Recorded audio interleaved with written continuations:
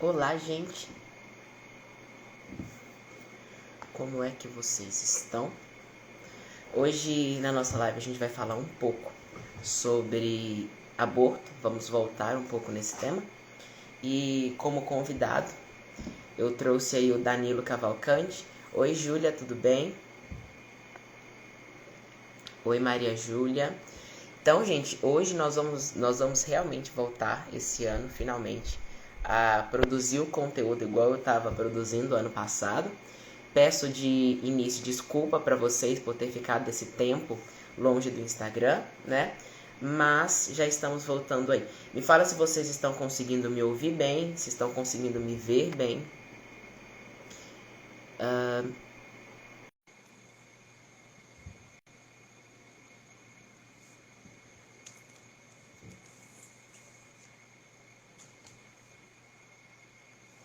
O Danilo já chegou.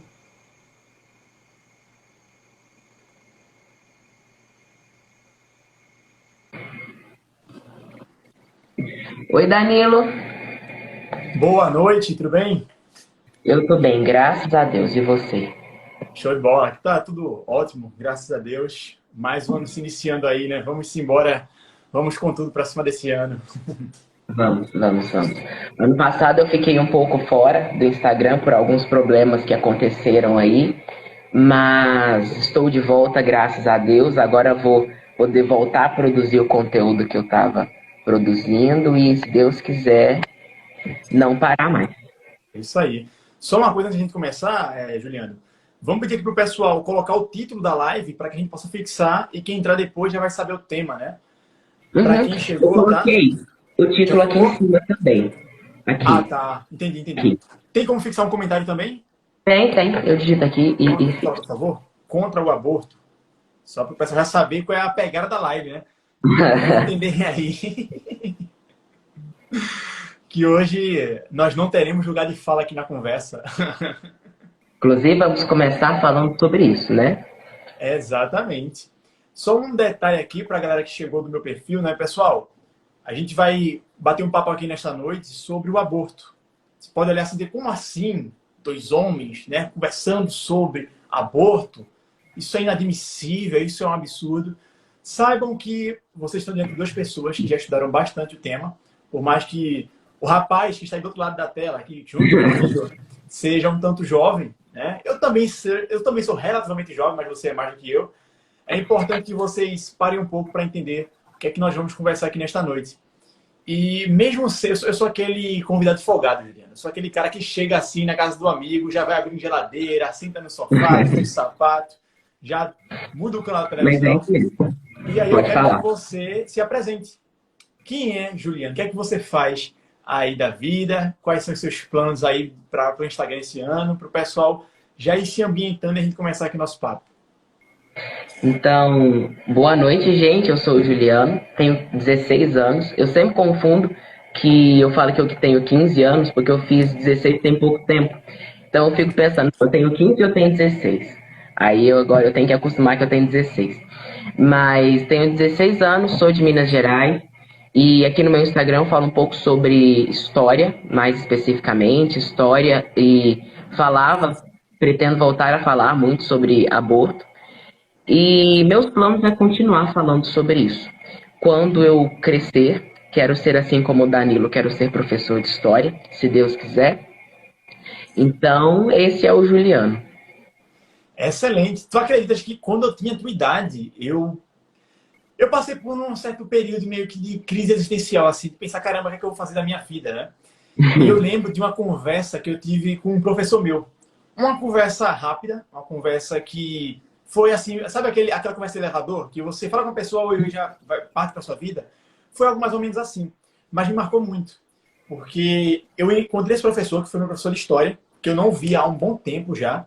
Cheguei nele e disse, professor, eu quero ser professor de história. Eu falei isso para ele. Eu gosto muito, eu me vejo fazendo isso, é muito bom ensinar, é muito bom aprender, eu gosto dessa vida. Ele olhou para mim e disse, Danilo, não faça isso. Você é um jovem muito promissor, não faça isso. Você vai sofrer. E eu olhei assim para ele, caramba, Que difícil, né? Você ouvir aquela pessoa que você enxerga como um mentor, chegar para você dizer algo, meio que jogar um balde de água desse jeito, né? E aí o tempo foi passando e eu fui pensando em outras possibilidades. Eu pensei em fazer direito, engenharia química, ciência da computação, tudo que você imaginar. E história ficando para o último plano. Até que eu chego no meu ano do Enem, do vestibular, e eu comecei a pensar, caramba, e se eu morrer amanhã? Eu vou ter feito o que da minha vida?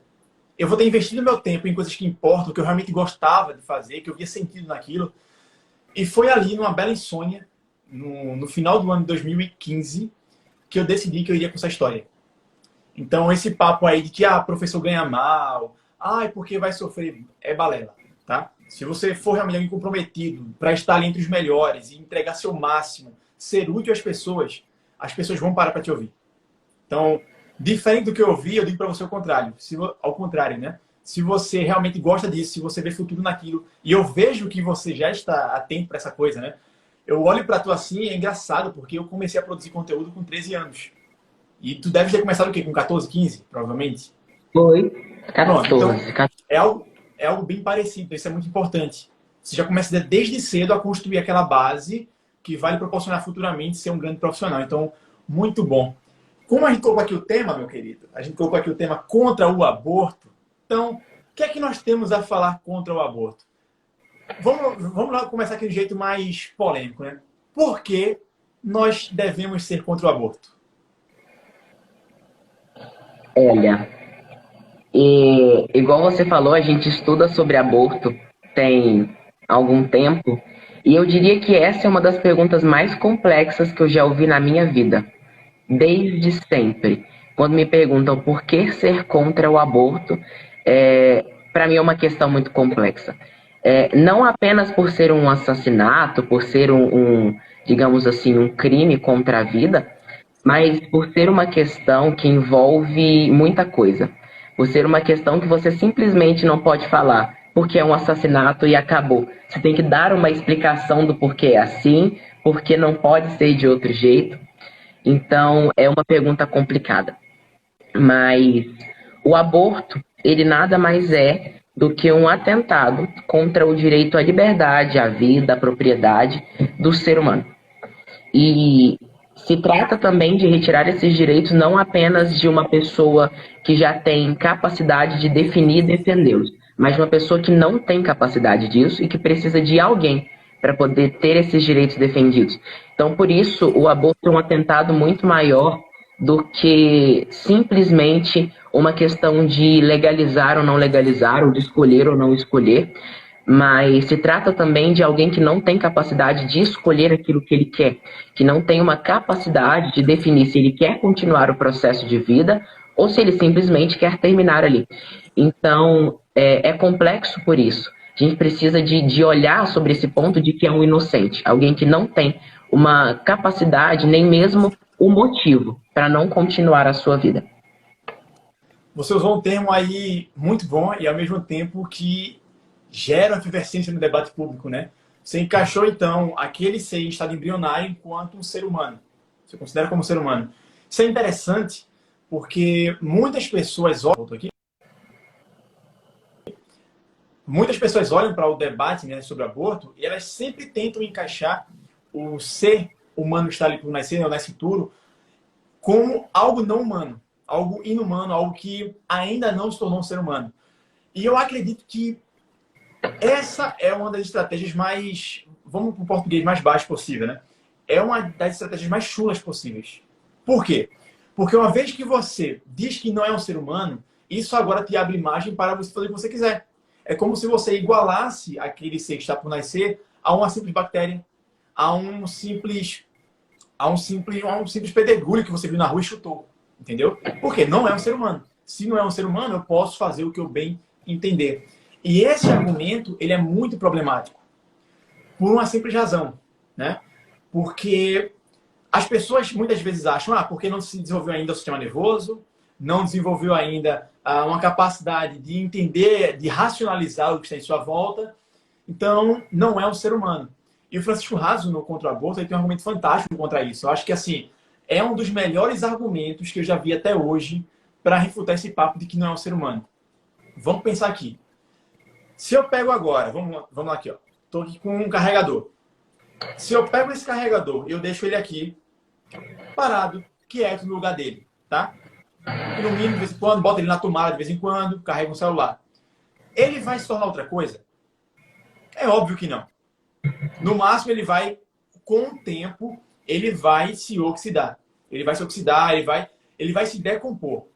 Agora, um feto, ainda que esteja em estágio embrionário ali, né, seja ainda um embrião, ele já é um ser humano, por uma simples razão. Porque se nós não impedirmos o curso natural das coisas, ele vai se desenvolver. Eu não espero que quando a mulher for dar à luz, ela dê luz a um elefante, a um alface, a um repolho. Ela vai dar à luz a um ser humano. Então o que é que o Ratos vai dizer? Ele vai dizer, olha, nós somos seres humanos porque somos racionais? Pelo contrário, nós somos racionais porque antes nós somos seres humanos. Eu não espero que uma pedra desenvolva racionalidade. Eu não espero que um cachorro seja racional. Eu não espero que um alface seja racional. Mas nós, seres humanos, já antes de sermos racionais, já somos humanos. Porque a racionalidade é algo que só se espera de um ser humano. Então, se alguém vem dizer para você, não, mas é porque até agora só houve o encontro ali do espermatozoide com o óvulo, isso não é no ser humano. Não impeça o curso natural das coisas, que você vai perceber. Não vai nascer dali uma aberração, não vai nascer um monstro, um ET. Vai nascer um ser humano. Sim. Até né, continuando nessa questão de ser um ser humano, eu acho muito interessante que quando a gente estuda todo o processo da gravidez e todo o processo do desenvolvimento embrionário, você percebe que não é bem a mulher quem comanda a gravidez, mas o contrário, o bebê que está ali, o feto que está ali, que vai comandar todo o processo. Tanto a questão do líquido amniótico, tanto a questão de hormônios, tanto até a questão da hora do nascimento, isso quem vai definir não é a mulher, e sim o bebê que está em desenvolvimento ali. E esse argumento que você falou é um que eu gosto muito, porque ele vai falar que nada pode ser aquilo que não é desde o princípio. Algo não pode se tornar aquilo que ele já não é por essência, digamos assim. E o que acontece é que quando a gente fala de um ser humano, nós estamos tratando de alguém da nossa própria espécie, alguém que é do nosso meio, alguém que vai se tornar alguém que vai estar do nosso lado. E é por isso que a questão de falar que não é uma vida é tão importante para os defensores do aborto. Porque quanto mais você afasta algo da humanidade, quanto mais você afasta algo de você mesmo, isso faz com que você tenha menos empatia por isso. Isso faz com que você tenha menos vontade de estar com aquilo ou dê menos importância para aquilo. Justamente porque está diferente do que está longe, do que nós conhecemos ou que faz parte de nós. Eu digo assim que os defensores do aborto, eles aproveitam muito do egocentrismo, que o ser humano ele vai se importar apenas com aquilo que é humano. Então, ao mesmo tempo, basta você tirar algo da humanidade, basta você pegar e fazer com que algo não seja humano, e aí a humanidade inteira vai perder a compaixão que tem por aquilo. E isso é o que vem acontecendo desde quando o aborto surgiu no mundo como um debate aberto. Isso que vem acontecendo desde quando o aborto surgiu como uma questão de ser legalizado ou não. E outra coisa também que a gente pode confirmar aqui de que é um ser humano é que ele vem através de dois seres humanos. Existe a junção do homem e da mulher ali. Então ele não pode ser nada mais, nada menos do que a junção de um homem e uma mulher, que são dois seres humanos. E se nós já entendemos que eles são seres humanos, que eles são pessoas da nossa própria espécie, nós já entendemos também que uma das características da espécie humana é a vida. Então é inseparável colocar pessoa e vida de lados opostos. A partir do momento que você se considera ser humano, você também já pode se considerar algo que tem uma vida. Então é por isso que desde o momento da fecundação já temos aí uma vida e um ser humano. Isso é interessante que você falou, porque Qual é o argumento que eles utilizam, né? Vamos esvaziar a humanidade deste ser, porque uma vez que a gente esvazia a humanidade, nós meio que nos damos uma liberdade, um aval para fazermos o que nós quisermos. Porque uma vez que isso é uma coisa, e uma coisa não é um ser humano, uma coisa não tem vida, vamos então destruir esta coisa, porque você não quebra um pente, você não quebra uma régua, então é a mesma coisa. Percebe? Eles esvaziam a humanidade, porque isso dá até um aval psicológico. Sim, Sendo uma coisa, vamos então agir como isto, né, tratando isto como uma coisa. E o mais bizarro desse tipo de argumento é porque é o mesmo argumento que, sei lá, os escravocratas utilizavam para os negros. É uma coisa, vamos tratá-lo como uma coisa. E daí que gritou quando deu de batalha? É uma coisa. Ou se não, como os nazistas lidavam com os judeus. É uma coisa. Com os ciganos, é uma coisa. Esvaziando a humanidade, isso dá um aval nas leis, isso dá um aval jurídico como um todo, né? Isso dá um aval psicológico, dá um aval político, enfim. É um argumento que é utilizado para uma só coisa: controle. A maior falácia que se pode ouvir sobre o aborto é que o aborto se trata de uma questão de liberdade. O aborto não é uma questão de liberdade. Ah, Danilo, mas como assim você, homem, vindo falar aqui para as mulheres o que é liberdade? Você não tem esse direito de dizer para nós o que nós podemos e o que nós não podemos fazer na nossa vida. Perceba, né? Como eu digo no meu perfil, perceba, princesinha da Amazônia. O ponto aqui é: temos um conflito de liberdades. Estamos falando de dois seres humanos. Dois seres que, sendo humanos, têm direitos. Dois seres que, sendo humanos, já devem ter o resguardo da lei. Então, uma vez que a mulher diz, meu corpo, minhas regras, eu não vou entrar aqui nem no mérito do que era dito na Grécia Antiga sobre a concepção de corpo, né? Porque para os gregos, o corpo estava muito atrelado à ideia de prisão. O corpo é uma prisão. Então, as feministas querem transformar o corpo delas em um cemitério. Né? Ou seja, transformar a prisão em um cemitério. Esse é o ponto aqui desse meu corpo, minhas regras. Mas não vou nem entrar nisso agora porque já seria muito pesado. O ponto aqui é, se você diz que seu corpo, suas regras, responda uma coisa para mim, tá? A gente pode perguntar isso para uma feminista pro aborto, né? Aquele corpo que está dentro de você, aquele ser que está dentro de você, ele lida com um certo infortúnio. Que é o fato de que, primeiro, a própria mãe dele está tentando matá-lo, e segundo, ele não pode escolher estar naquele ventre. E agora, você e ele têm que lidar com o acaso da natureza, que é, ele precisa dos nutrientes do seu corpo para sobreviver. Mas ele não é o seu corpo. Ele está morando no seu corpo, mas ele não é seu corpo. Então, uma vez que você tira os meios, né? Você agora vai ter que, digamos agora que a pessoa diga assim, então não vou matar ele diretamente, eu vou só tirar ele do meu corpo antes do tempo. Você está matando, em primeiro lugar. Em segundo, você precisa lidar com uma coisinha básica da vida adulta chamada responsabilidade. Tem um outro argumento, Juliana, que eu acho assim, fantástico, que os abortistas usam, né? É quando eles falam assim, mas não existe um método contraceptivo 100% eficaz. É tão engraçado esse tipo de coisa, porque isso só me mostra como esse tipo de gente que fala uma asneira desse tamanho só pode ter voltado ou regredido, rebaixado à escala zoológica.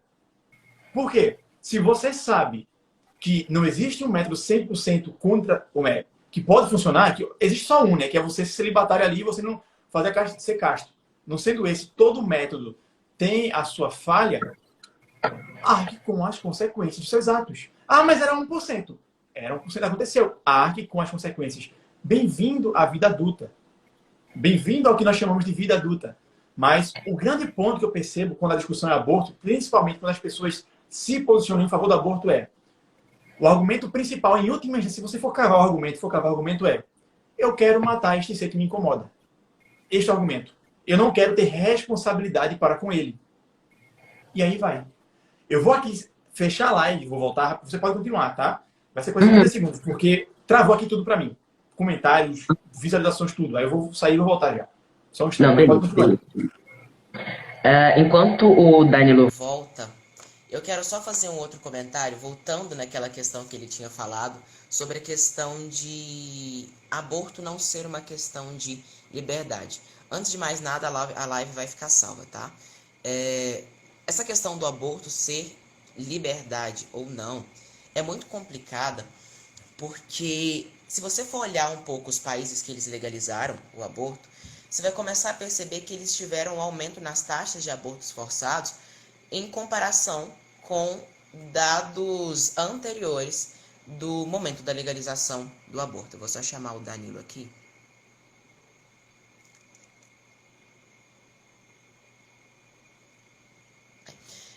Então, quando você olha alguns países que legalizaram o aborto e você começa a perceber como eles começaram a agir a partir da legalização do aborto, você percebe que a taxa de mulheres que foram forçadas a abortar aumentou. E a gente tem o caso, por exemplo, dos Estados Unidos. Esse livro aqui, que eu estava até procurando ele aqui para mostrar para vocês, Abortos Forçados, inclusive Marlon e Ana De Rosa. Anotem aí, Marlon De Rosa e Ana De Rosa, 2 escritores muito bons para vocês estudarem sobre aborto. Mas aqui, continuando, os Estados Unidos é um exemplo dos países que a partir depois que legalizou o aborto, teve aumento no número de casos de abortos forçados. Então, o aborto não está ligado necessariamente com liberdade, mas ele está ligado necessariamente com uma falsa ideia de liberdade, porque as pessoas hoje em dia entendem que a partir do momento que ela tem uma capacidade de escolher sobre o outro, ela tem liberdade para escolher o que ela quiser. Que a partir do momento que ela tem a opção de lidar ou não com aquilo que ela tem que lidar, ela já tem uma falsa ideia de liberdade. É engraçado como esses movimentos brincam com as palavras, né? Acho que um dos movimentos nesse mundo que mais sabe, que mais domina a manipulação das palavras é o feminismo e o movimento abortista. Porque, se você parar para pensar, qual é a primeira coisa que eles fazem? Vamos manipular os termos. Se você para de chamar de assassinato e chama de aborto, se você chama de uma questão de saúde pública, se você chama de direito da mulher, e pior, tem um que é mais covarde, que é direitos reprodutivos. Esse é o mais covarde que existe.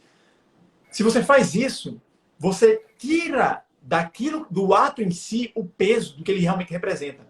É como se, por exemplo, eu chegasse na tua casa e assassinasse a tua família inteira. Só que na hora de descrever aquele ato, eu diria... Veja, eu cheguei de livre e espontânea vontade e fiz aquilo.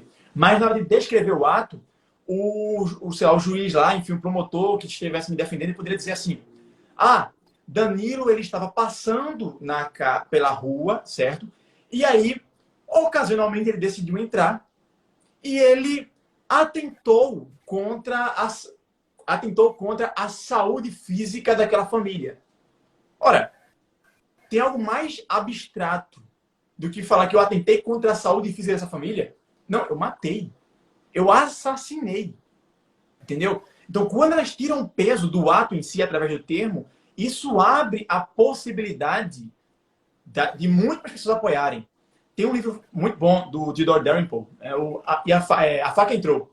Às vezes eu brinco com esse livro lá no meu perfil, né? Tirando onda quando o Rafael vai fazer umas compras aí, eu digo: a faca entrou, eu vou ter que pagar isso. Mas qual é o argumento? Qual é a lógica? Qual é o símbolo ali desse faca entrou? Houve um assassinato e chega o ente de justiça, né? Para entender o que aconteceu aqui. E aí a pessoa diz: não, olha, não foi eu que matei. A faca entrou. Ela dá vida ao objeto, tira o ente que está agindo ali, que tem um ser que está agindo ali, e pronto. E fica assim, fica por isso mesmo. Entendeu? Então, quando você terceiriza a responsabilidade e quando você usa um termo que esconde a real intenção, a consequência última é: muitas pessoas serão ludibriadas. A gente pode fazer uma pesquisa rápida. Uma pesquisa rápida. Quem está aqui agora com a gente ao vivo? Quem aqui já ouviu e já acreditou que aborto é uma questão de direito da mulher? Aquele papinho lá que diz assim: olha, eu sou contra o aborto. Mas se a mulher quiser abortar, tudo bem, é um direito dela. Aborto é uma questão de liberdade. É uma questão de direitos reprodutivos. É uma questão de saúde pública. É uma questão de... Vamos ver aqui outro ponto que eles usam. Uma questão da mulher ser senhora de si. Né? A mulher ter o domínio. É uma luta contra o patriarcado. É uma luta contra o machismo. Quem nunca ouviu isso? Quantas pessoas não são ali? Ó, tá vendo aqui? Ó, a Juliana falou, a Amanda, enfim. As pessoas, elas caem nesse canto da sereia. Entendeu? É a mesma coisa que você dizer assim, ah, eu sou progressista porque eu sou a favor do progresso. Opa, será que o progressismo está necessariamente ligado ao progresso? Então, um ponto principal é toda guerra, pessoal. Entendam, toda guerra, antes que ela entre no campo da consumação do sangue, do ato, ela inicia-se de maneira simbólica, através de imagens e através de palavras. Se amanhã o aborto for legalizado aqui no Brasil, ou melhor, o abortamento, né? Aborto é o C que eles chamam, mas enfim. Se o aborto for legalizado aqui no Brasil amanhã, saibam, tudo isso começou através do jogo da linguagem. Vai chegar o tempo, anotem aí, não vai demorar, vai chegar o tempo que falar o termo aborto já vai ser muito politicamente incorreto. Eles vão encontrar um outro termo. Porque é assim que funciona. O politicamente correto faz isso. Ele sai colocando eufemismo, até que a palavra perde significado. E é isso que vai acontecer com a questão do aborto. Sim. E é muito interessante que as pessoas, elas entendem que é sim matar alguém, que é sim matar uma vida, justamente por isso que mudam a linguagem, porque sabem o peso que essa linguagem tem. E depois elas não querem assumir isso, justamente porque vai tirá-las de uma zona de conforto. E por quê? O que eu costumo falar no Brasil é o seguinte: o Brasil é um país que não importa muito de que lado as pessoas estejam. Não importa se é direita, se é de esquerda. Hoje em dia, a maioria faz o que você quer, basta você pagar. Hoje em dia, no Brasil, as pessoas elas se importam muito mais com dinheiro do que parte intelectual. Então, o aborto ele acontece justamente assim. O aborto é uma área, um meio que ganha muito dinheiro. O aborto digamos assim, um comércio que ganha muito lucro. Tanto que se você for olhar, aqui no Brasil existem organizações feministas, organizações para aborto, que recebem dinheiro só para fazer a militância que eles fazem. Além de que a Planned Parenthood, a famosa Planned Parenthood, há um tempo atrás estava envolvida com o tráfico de órgãos de fetos abortados. Então é uma indústria que ganha muito dinheiro, é uma indústria que dá muito dinheiro, e as pessoas se rendem muito fácil a isso hoje em dia. Então, a partir do momento em que você consegue dar dinheiro para as pessoas, elas simplesmente mudam um determinado discurso. Mudar a palavra para eles mudar a palavra aborto para qualquer outra que seja, é o mais simples de tudo. Para eles não faz a menor diferença. O que faz a diferença é o bolso. E é por isso que eles precisam a todo custo. Por exemplo, cancelamento, política do cancelamento. Existe por quê? A partir do momento que você tem menos pessoas apoiando alguém, menos dinheiro eles vão ganhar. Então, eles precisam, ao máximo, suprimir tudo aquilo que façam que eles percam dinheiro. Então, o que faz com que eles percam dinheiro? Pessoas indo contra o aborto. Então, é comum, eu já ouvi, por exemplo, pessoas me ameaçando de morte por conta do aborto. E vale lembrar que é uma área não só econômica, não só física, mas uma área também espiritual. Então, mexer com aborto não é uma coisa simples, não é uma coisa fácil, e quando vai para o lado espiritual, piora, tá? Então, é uma área que se tem que tomar muito cuidado, porque eu falo muito isso também agora, já puxando para um outro ponto, mas que nós estamos do lado da verdade e as pessoas que estão defendendo o aborto estão do lado do pecado. E lutar contra o pecado não é algo fácil, não é algo tranquilo e não é algo que se vence do dia para a noite. Então, além de ser lucrativo, é um ponto que envolve algo espiritual, algo muito mais espiritual do que nós conseguimos entender. E eu digo mais, né? Eu acredito que fala-se muito das consequências negativas de uma mulher, ela gestar, né? ela dar à luz a um filho que ela não queria, que ela queria abortar. E fala-se muito das consequências negativas, né? Das dores, enfim, dos problemas que isso pode ocasionar. Mas eu digo que, pelo contrário, os problemas decorrentes de um aborto são muito, mas muito mais danosos. Quantas e quantas mães eu não conheço que diziam, eu não quero ser mãe. Aí quando foram mãe, se tornaram as melhores mães que eu já vi na vida. Tá? Eu tenho pessoas próximas a mim que são assim também. Entendeu? E que certamente chegará o tempo que essas pessoas também dirão. Algumas já dizem, eu sou contra um aborto em qualquer hipótese. Não encara mais o aborto como uma questão de direito, né? Até porque assassinar não pode ser um direito. Uma coisa, Juliano, pronto, uma coisa que eu lembrei agora. Eu tive um debate com uma feminista abortista. Eu tive 2 debates ano passado com feministas, né? Mas eu tive um específico com a abortista. E que eu disponibilizei até para o Farol. Está disponível lá no Farol, com a abortista. E ela levantou um argumento que é bem interessante, assim. Estava até viralizando esses dias agora, porque Nilipe Feto soltou esse argumento na internet, ou melhor, esse argumento. Eu vou jogar primeiro aqui para o pessoal a pergunta, o inquirimento dele aqui, e depois eu vou trazer a devida refutação ao que ele falou. Na ocasião, lá no debate, a feminista chegou para mim e disse, olha, pessoal, beleza, eu já entendi agora que você encara como vida, tudo bem. Agora me diz uma coisa, tá tendo um incêndio no prédio, tá tendo um incêndio. Tem uma criança lá com seus 8 anos de idade chorando, desesperada, pedindo socorro. E tem uma caixa, certo? Com 5 ovos fecundados, ou seja, 5 embriões ali. Me diga uma coisa, ela disse assim, quem você salvaria? No que o Felipe Neto postou, eram 100 apenas, só tinha 100 ovos ali fecundados. Ela me colocou 5.000. Percebe o nível aqui do argumento, tá? 5.000 óvulos fecundados e uma criança chorando. Ela disse assim, quem você salvaria? Eu pergunto para vocês aqui agora. Vamos agora deixar a hipocrisia de lado, tá? Respondam com sinceridade. Quem vocês salvariam? Aquela caixa com os 5.000 óvulos fecundados ou aquela criança que estava chorando desesperada? Aquela menina que estava chorando desesperada? Quem vocês salvariam? Digam aí. Que eu vou trazer o contraponto para esse argumento que ela tentou levantar para mim, né? Ó, ressaltar aqui um eita. A criança. Isso aqui é a criança. Vamos lá. Vamos ser sinceros, pessoal. Eu quero ouvir sinceridade de vocês. Digam lá, a criança. Beleza? A criança. Esse argumento, tá? Obrigado pela sinceridade. Esse argumento tem 2 pontos problemáticos. O primeiro é que eles levantam uma situação tão hipotética, mas tão hipotética que eu nunca vi isso na vida. Então eles levam para o campo do hipotético. Tá? Eles levam para o campo do hipotético, 100% hipotético. Primeiro ponto é esse, já é um jogo covarde. A história não é feita de e se, e se, e se. Segundo problema, tá? Segundo problema. É que, até falaram aqui, né? Isso aqui não é um aborto, é uma escolha de vida.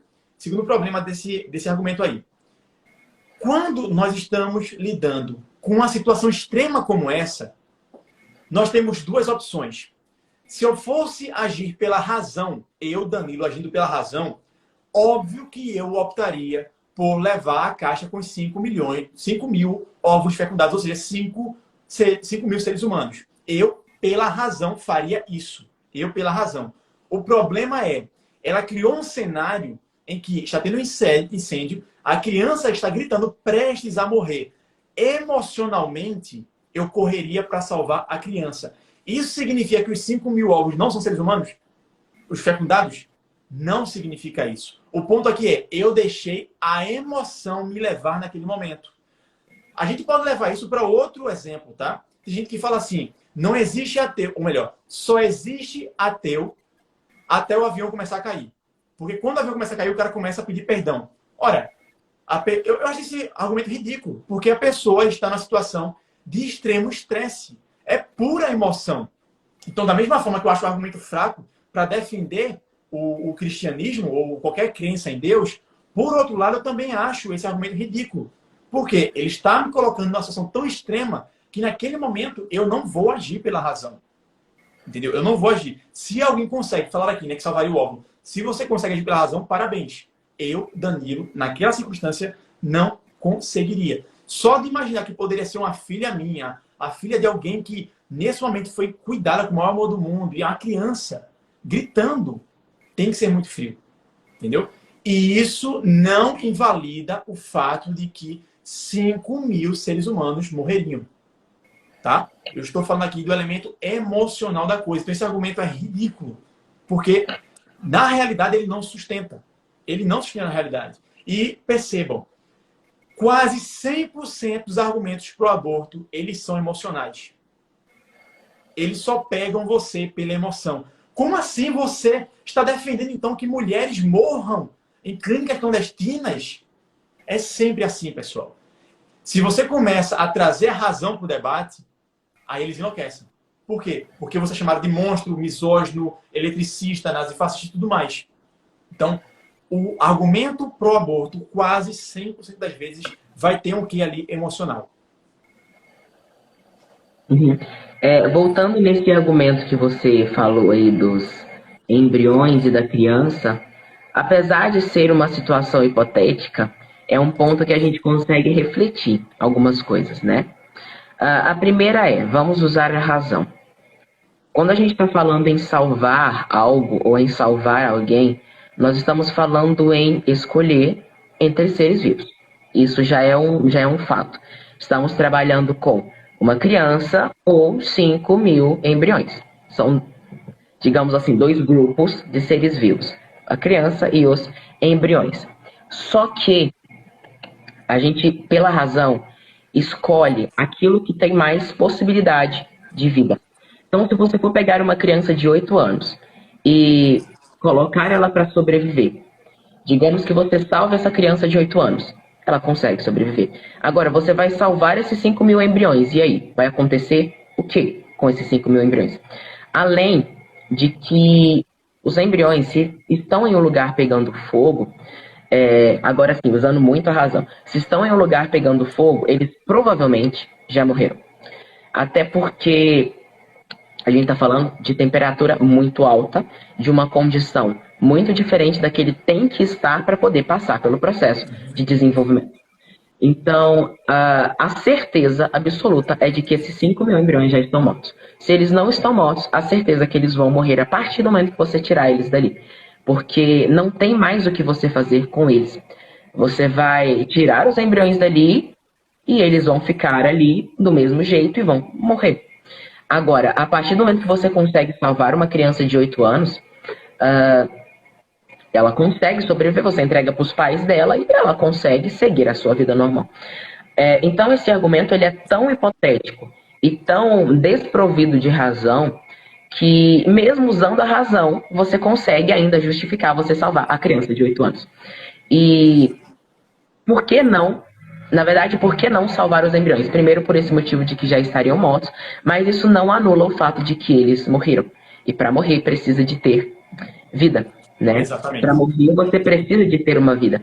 Então, olha, se você assume, você vai deixar uma criança de 8 anos morrer ou você vai deixar vários embriões morrer? Isso já pressupõe que os dois têm vida. Isso já pressupõe que os dois têm vida. Porque para morrer, precisa de ter algo antes para se perder. Para morrer, você precisa de ter a vida para se perder. Então, se é possível morrer 5.000 embriões, é possível, no caso, eles têm vida, esses 5.000 embriões. Por isso, isso não anula o fato de que eram pessoas, não anula o fato de que são seres humanos desde o seu início. Eu estou procurando aqui um livro e ele vem... Ah, achei. Esse livrinho aqui, ó. Opa! Analisando a crítica marxista. O autor desse livro, o David Charles Gomes, ele vai dizer que o marxismo é a ideologia do auto-engano. Tá? E se você observar a narrativa pro aborto, você vai perceber que o aborto em si, né, todo o movimento que é montado em favor do aborto é um movimento do auto-engano. Por quê? Primeiro, ao negarem a humanidade, né, daquele embrião, ao reduzirem ele ao nada, a uma coisa, ao coisificarem aquele embrião, eles estão promovendo na mente da mulher um efeito psicológico de auto-engano. Para que a mulher ela entre na toda aquela estrutura que foi montada ali para que o aborto seja executado e, após o aborto ser realizado, ela possa voltar para casa, deitar a cabeça no travesseiro e dormir tranquila, dizendo, não era um ser humano. Aquilo ali ainda iria se tornar um filho meu, mas não era o meu filho. Então ela se auto-engana para que haja um efeito psicológico dela de dizer assim, olha, foi a escolha certa, não foi a escolha moralmente errada, aquilo ali não era uma vida, então tá tudo bem. Então eles promovem esse efeito para que você olhe no espelho e não se julgue. Eu acho que um dos versículos mais surrupiados que nós temos na nossa geração é o não julgueis, né? Eles tentam fazer a todo custo que o juízo de valor sobre todas as coisas à nossa volta sejam retirados. Porque o aborto também é um fator importante. O aborto ele se assenta numa base paradoxal.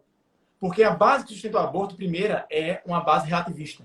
Uma vez que você diz que ali não é uma vida, ou pode ser uma vida, mas não necessariamente é uma vida, então é uma base relativista. E, ao mesmo tempo, são as mesmas pessoas que vão condenar o homem que tenta fazer o que tenta convencer a mulher a ter o filho, que vão condenar a sociedade, né, que vai condenar o aborto, que eles vão condenar toda e qualquer pessoa que vão se posicionar contra aquele movimento que eles querem efetuar, que eles querem pôr para frente. Ou seja, se de um lado eles são relativistas, de outro lado eles são absolutistas. Como é que uma pessoa vai conseguir equilibrar dois pensamentos diametralmente opostos?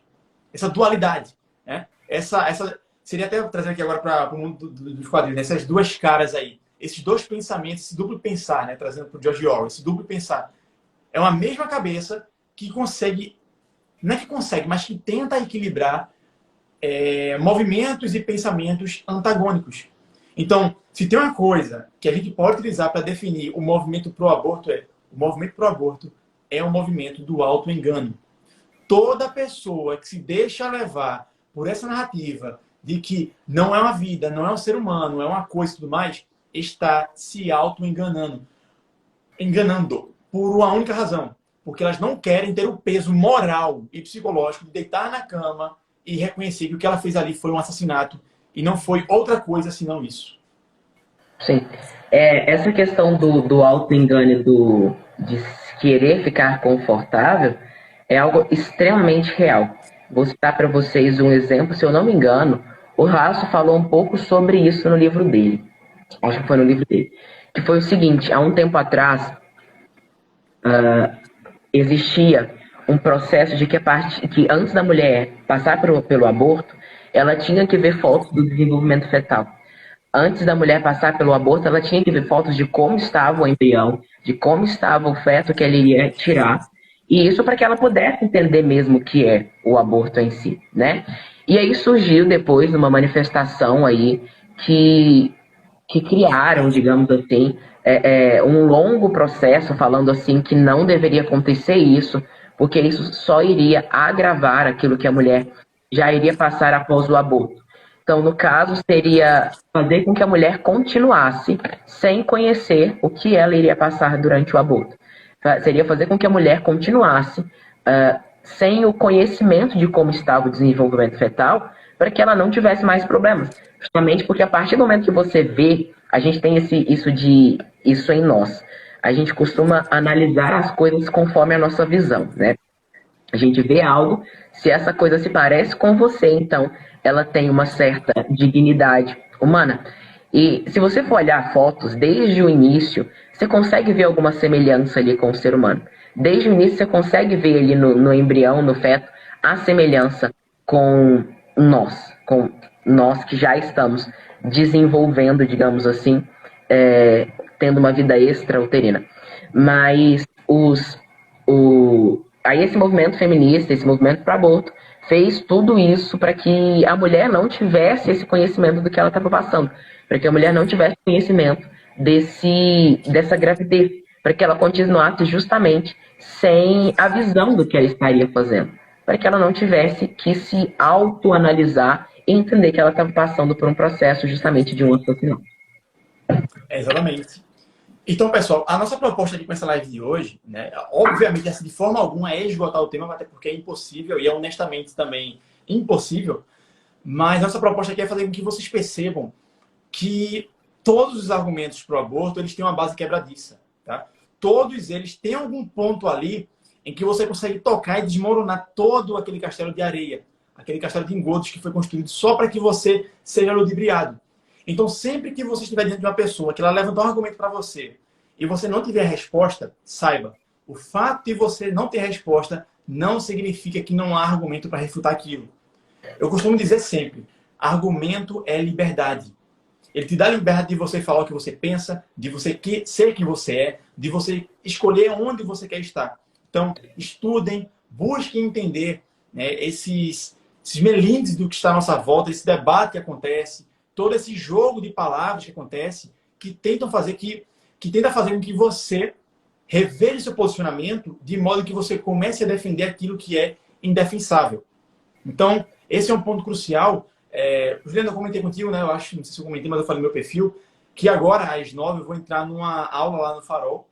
A gente fazer uma mentoria lá hoje sobre como organizar os seus estudos, né? Muita gente me pergunta, Danilo, eu quero saber como conciliar isso, o trabalho com faculdade, com o Farol e tudo mais.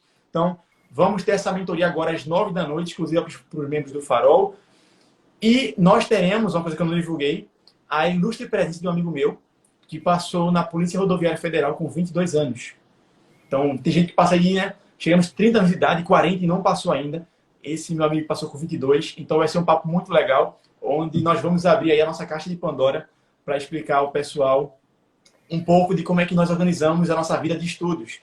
Queria agradecer aí ao Juliano, né, por ter vindo aqui fazer essa live comigo. Para quem não sabe, tá? Tem uma honra aí de ter o Juliano como membro do Farol. Um dos membros aí que mais nos dá orgulho, que está sempre ativo aí, sempre em busca desse aperfeiçoamento, de entender mais, de estudar mais, de procurar, de buscar a verdade. Então, saiba que você está no caminho certo e conte comigo aí nessa sua jornada. É muito bom saber que nós temos pessoas jovens que estão aí sempre estudando, estão aproveitando essas benesses que a internet tem hoje para oferecer, para que possa se desenvolver e ajudar a gente nessa batalha de iluminar o mundo com a luz da verdade. Queria que então você usasse esse momento aí final para explicar um pouquinho, pessoal, qual é o trabalho que você vem fazendo aqui no Instagram. Para quem quiser, já pode, tá, pessoal? Sigam aí o Juliano, acompanhem o trabalho dele. Certamente vocês estão vendo aí um diário pessoal, né? Da mesma forma que eu tive meu diário ao longo desses 10 anos na internet, o Juliano também está construindo este diário dele. Então nós precisamos incentivar essas pessoas que estão aqui no fronte da trincheira, batalhando por aquilo que muitos não têm coragem, muitos não têm até vontade, mas vem na gente esse ponto aí, nesse foco de luz, para entrar nesse debate público e iluminar alguma coisa. Então, fique com a palavra. Agradeço demais aí pela sua participação, pela minha oportunidade também de estar aqui com todo mundo, conversando com um tema tão importante como esse. Eu que agradeço, viu, Danilo, por ter aceitado o convite de estar aqui. Para mim é um prazer enorme estar aqui fazendo essa live com você. Que, inclusive, você é alguém que eu admiro desde antes de eu pensar em começar a criar um Instagram. E hoje, para mim, isso aqui é maravilhoso. Então, muito obrigado mesmo por aceitar e estar aqui. Maravilha. E... pode falar. Pode falar, pode falar. Não só dizer pro pessoal, né, que nessa... Peraí, acho que... Hoje é dia 3? Então, nessa quinta-feira, ao meio-dia, eu vou reabrir as inscrições para o Farol, né? Teremos apenas 300 vagas, é só uma reabertura mesmo aí. Para quem quiser, os detalhes estão no meu destaque lá, o Farol, e também tem nos stories. Estou liberando um link para a galera que já quiser entrar no grupo de espera. Então, nessa quinta-feira, dia 6 de janeiro, será a última chance para quem quiser se tornar membro do Farol. Depois disso, só em dezembro. Mas, inclusive, tu também tens um curso, não é? Aham. Foi sobre o que o curso? Meu curso foi justamente sobre aborto. Então, vocês já viram aqui, o cara tem conhecimento de causa.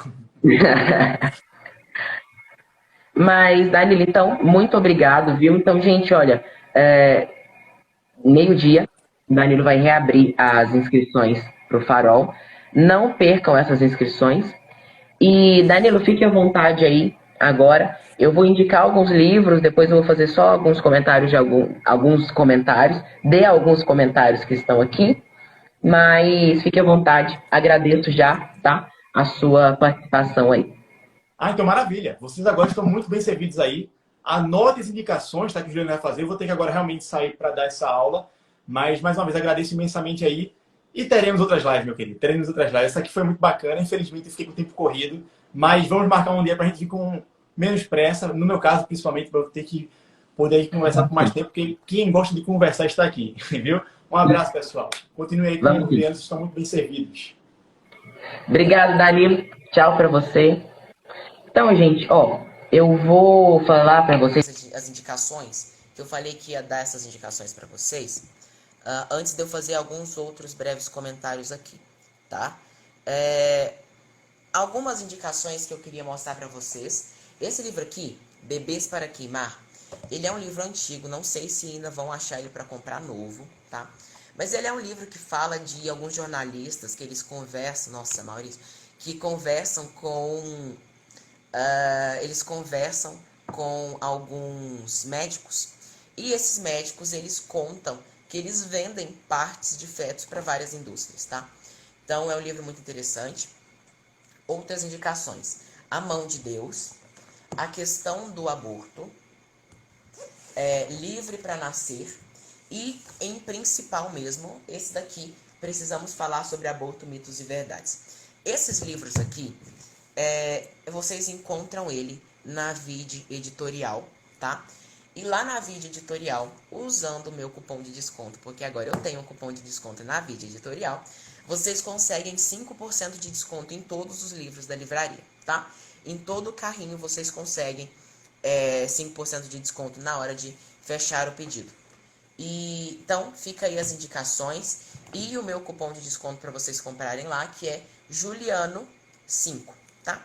E essas indicações, então vou falar novamente: A Questão do Aborto, Livre para Nascer, A Mão de Deus e Precisamos Falar sobre Aborto, Mitos e Verdades. E além de que, se você quiser mais indicações, eu tenho destaques aqui com indicações de livros, tá? Tenho destaques com indicações de livros aqui. Eu acho que eu já indiquei mais de 20 livros sobre aborto aqui para vocês. Então, é só vocês irem lá nos destaques, tá bom? Então, olha, voltando aqui algumas coisas. Quero agradecer muito todos vocês que mandaram comentários aí. Agradecer que vocês que ficaram aqui até agora. E faz um post com as capas desse livro. Faço sim. Mas já tem nos destaques. Depois eu faço outro post indicando mais outros livros. Então entrem, destaque tem indicação de livro. Tem outros posts aí pra baixo que eu indiquei livro também, tá? Então, gente, é isso. Um grande abraço pra vocês. A live, eu vou deixar a live salva. Qualquer dúvida, qualquer coisa, qualquer questionamento, estou aí para responder vocês se eu souber, tá? Então, meu privado aí, minhas mensagens, meu direct está aberto para que vocês possam mandar mensagem a hora que vocês quiserem, tá? Então, um grande abraço para vocês.